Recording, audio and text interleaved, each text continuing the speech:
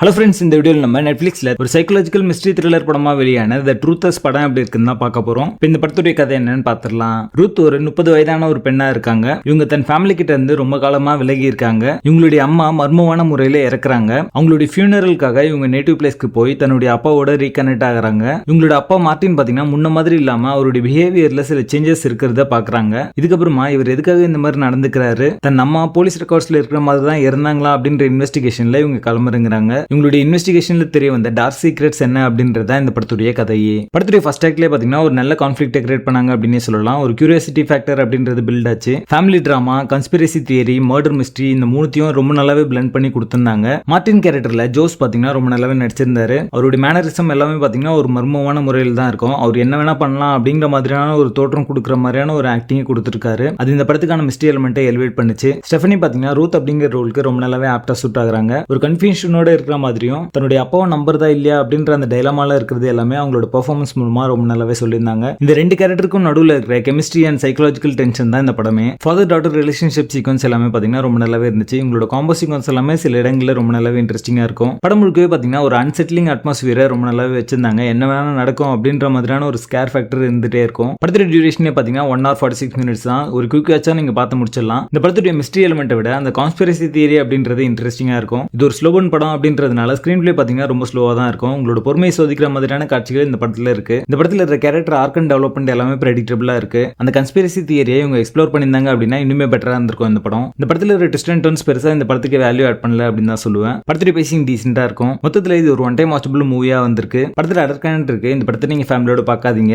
இந்த ட்ரூத்தர்ஸ் படத்துக்கு எங்களோட ரேட்டிங் 5.5 out of 10.